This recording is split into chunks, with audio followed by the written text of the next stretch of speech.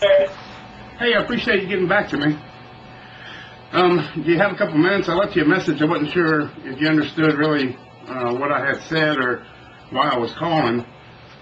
Oh yeah, I have some minutes, sir. Yeah, I'm very happy to be able to talk with you. Want to make sure everybody understands where I'm coming from.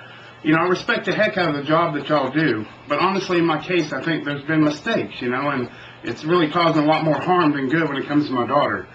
And so I'm trying to reach out to y'all and talk, and unfortunately, Veronica Bradford, I guess we just, been going through this for a while and not able to communicate very well. So that's why I had reached out to you to be able to talk and see if I can come up with some answers and let y'all know kind of where I stood and try to understand your position.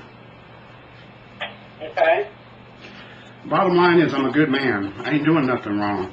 The money and time and effort that y'all are spending to go after me like you are with constant threats of jail when I'm trying to comply and I'm not doing anything wrong is not right. You know, that's the bottom line.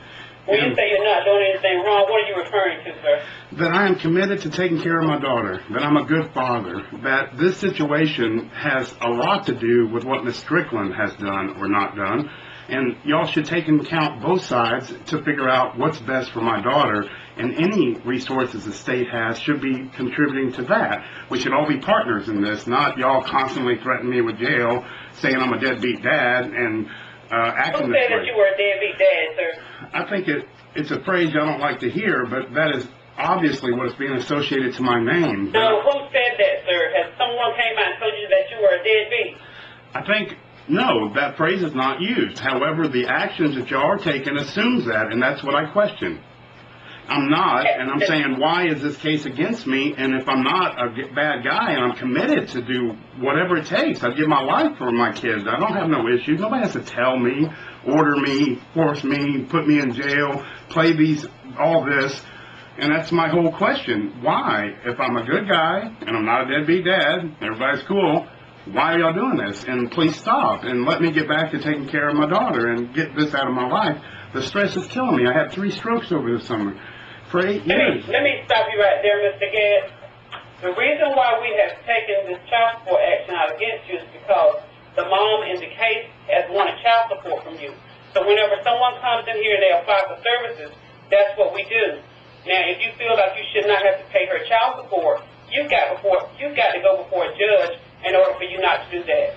And as long as the judge tells us, okay, he's got to pay her whatever the amount is in your child support case, that's what we're going to do, and that's what we're going to make sure happens. That the money comes in through our system, because she did say that she wants child support from you. I don't know what y'all were doing amongst yourselves, but she came into our office and requested our services. So when someone comes in and requests our services, that's what we've got to do. Oh, right. Yeah, okay.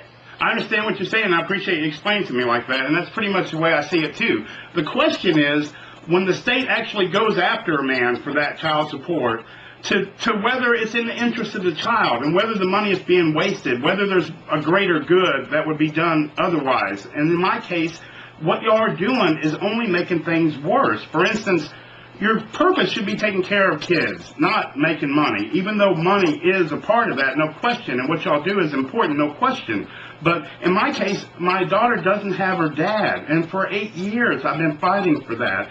And to be disrespected and treated like this with no chance to defend myself, to say, whoa, yeah, okay, she wants some money, but do you see what she has done to cause this problem and how it's hurting my daughter and how I'm a Sir, Mr. Gadd, we as agents here and working for the Department of Social Services, our objective is to collect the money that she is that the state has put upon her. Whatever a judge decided that you're supposed to pay each month. I don't know what's going on with y'all personally, with your daughter, with you, how you're saying we come in and we're disrupting that. We don't know that. All we're doing is doing our job here as child support agents.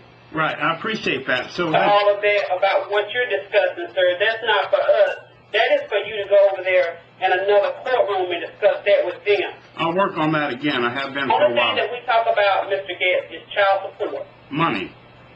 That's the only thing we discuss. We don't get into the custody issues. What about what's best for the child? And you're saying what this is bringing to your daughter that's something that Miss Strickland has said she wants child support from you. So that's what we've got to do. Right, and you threaten me with jail, and I'm treated like this. I lose work. I have so much stress over it. It just goes on. Did you paying your child support at one time, sir? I was in the hospital with a stroke. So that's why this is outrageous to be treated like this. And I Okay, let me stop you right there too, Mr. Gett. Anytime someone is in the hospital and they had a stroke, we will not know that until probably everything is over.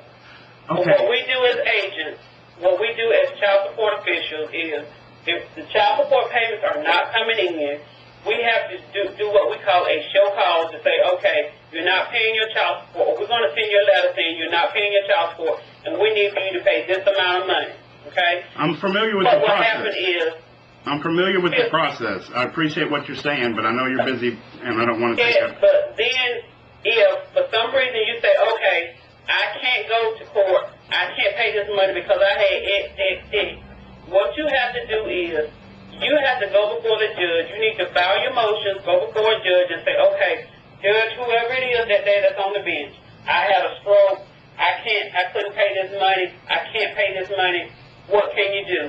Can I stop paying child support for a while? When the judge tells us, okay, he's no longer having to pay child support, but he needs to continue to pay those arrears off. If you have any arrears or back child support owed to her, you need to pay that, and you need to pay that at this rate.